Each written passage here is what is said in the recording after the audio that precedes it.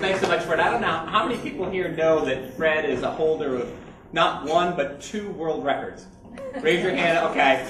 We have a couple people who know that. The first world record that Fred held was the longest distance for the javelin, which is, pretty amazing. So no one in the world was able to throw a javelin further than Fred. The second world record that Fred holds is the shortest time anyone ever held a world record. Because 7 minutes later, the person right behind him happened to throw that javelin a couple of extra feet. And so, just as David told us earlier, a lot of these things, they can be quite temporary, extremely temporary in Fred's case. So we need to look for more eternal things to hold on to. This is my second time back here at Chapman. It's a school that I love. I got to speak here a couple of years ago. I think that the film school here is probably one of the finest in the country. I think that the staff and the facilities that you guys have are fantastic. Our president of production is a gentleman named Doug Jones. He's a Chapman graduate. And we have a couple of other people in our office that are Chapman grads, and just have enormous respect and would love to do more with the folks here at Chapman. I just wanted to talk a little bit briefly about film and about how I got into it, and also about a subject that David's spoken about. Thank you so much for those comments there. I think anyone here that has children, that has seen children go through anything, even a scraped knee, knows how harrowing that is for a parent. And to see your son, God bless him, fighting.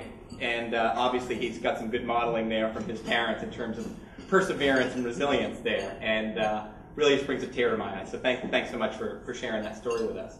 My career in the film industry started in the late 90s. At the time, I was actually a substitute teacher, which is a pretty normal career progression from there to making films. And I was teaching and trying to figure out what I wanted to do with my life. And then on April 20th, 2 deranged kids walked into their class, their school, and murdered 12 of their classmates and 1 of their teachers. And that event was something that probably a lot of you guys, sadly had to grow up with at Columbine, and it really shook me to my core. And I couldn't really read anything in the newspapers about it. It was too disturbing. And finally, I started to read a little bit about it, and a lot of people were obsessed with the fact about these killers, and people wanted to understand what motivated them and why did they do it. And one of the things that was interesting was people started to look at the music that these folks listened to, and they started to look at the video games that these guys played and the movies that these guys played. And they even started to see that the day that they went in there to murder their classmates, they called that day Natural Born Killers Day, after one of their favorite movies that they had watched dozens and dozens of times. They wore trench coats because in the movie Basketball Diaries, there was a scene in there where people walked into their class, had a revenge fantasy of walking into their classroom with trench coats and murdering their classmates. And so while people were looking at that, and the inevitable debate came up with all the sociologists about, did these movies inspire these kids to do awful things, I noticed something else. I read about a young girl named Rachel Scott, who was the first girl that was murdered at Columbine. And I read about a girl named Cassie Bernal, who was murdered in the library and had a gun pointed in her face. And the shooter said to her, "Do you believe in God?" And she looked at him and said, "I do, and you should too." And I realized at that point that I didn't have the confidence that Cassie had, or the confidence that Rachel had, or the belief. And I could see myself trying to talk my way out of that. And it was amazing to read about these girls who had more courage than I had. And I wanted to know what inspired them. And what was amazing was, on the total reverse end of what these other guys were watching, they were watching inspirational films like Braveheart. They were listening to Chris Tomlin music. And it was amazing to see those 2 different sides, and nobody really spoke about that. As we all know that media can appear to our worse angels and influence us, but there also is that opportunity that it can also appeal to our better angels. So in late April of 1999, I recommitted myself to Christ, and then my fiance did the same. If you ever want to do something interesting, live with your fiance and then become Christians and walk across the street to the evangelical church and tell them that you're living with your fellow born-again Christian and you're not married yet. So that was a really good experience. And we said, well, we bought a fish sticker. It's in the back of our car. We got to get points for that.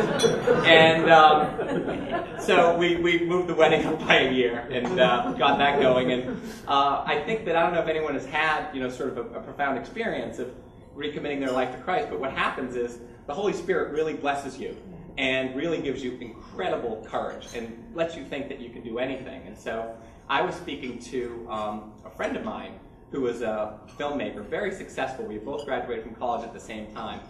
And he was at a company called Dimension Films. And Dimension, interestingly enough, was making a lot of the films that weren't having the best impact on our culture.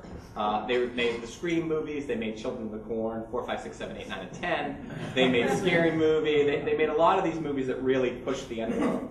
And at the time, he was thinking that he wanted to do something different as well.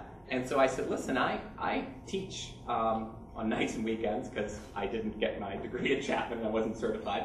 And what I've noticed about these kids is they really love what they watch on television. They really love what they watch with film. And Titanic had just come out, and I noticed that after these kids saw Titanic, they wanted to learn more about shipbuilding. They wanted to learn more about that period of history. And what if there was a studio that just consistently made films about great events in history and great books? That would get kids focused on that, get them interested in history, and get them interested in reading. And so Carrie said to me, well, that would cost a lot of money, and you'd have to write a business plan, and do you know how to do that? And I kept my mouth shut that, I flunked macro and microeconomics at a safety school. And I said, Carrie, I can, write a business plan in my sleep. And so I went down to Barnes & Noble and I bought Business Plans for Dummies. And I wrote up a business plan.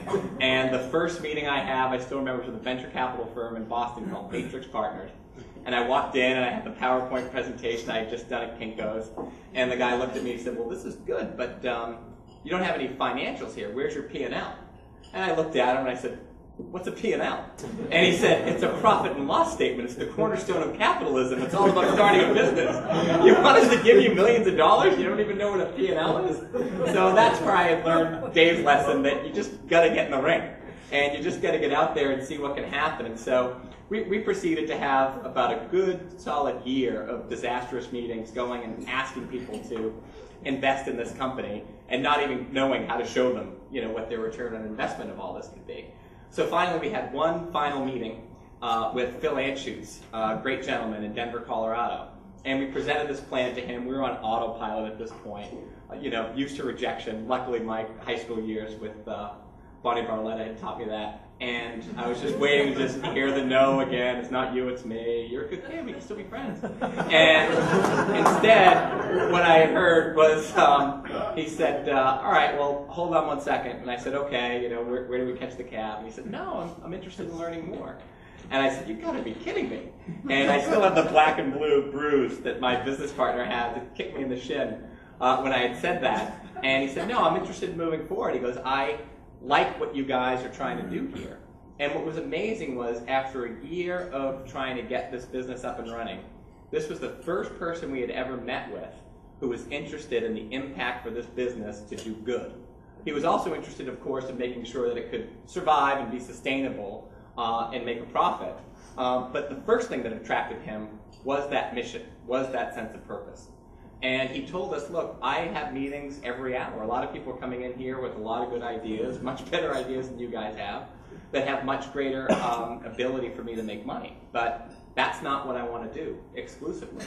I want to see if we can use media to have an impact in the culture. And if we can do that, I also want to encourage imitators. And I also want to see that if we can get other people out there to start making better movies for folks out there. So I walked out of there and I was thrilled. The only thing was we didn't have a clue what the first movie we wanted to make was. So my wife was a 5th grade teacher at St. Peter's Catholic School in South Boston. And I called my wife and I said, listen, do you got any movie ideas? I never thought anyone would take this seriously. And kind of in that what do we do now phase. And she said to me, well, hold on, I got my reading list. Let me read my reading list to you. It's Holes, Bridge of Terabithia, Charlotte's Web, The Lion, the Witch, and the Wardrobe. And I was like, great. And I just sort of scribbled all those down and we went back. And here I was acting like we had this great business plan. It was the St. Peter's 5th grade reading list. And so we went in there and we went out and we auctioned all of those. And we were fortunate to, be able to make a lot of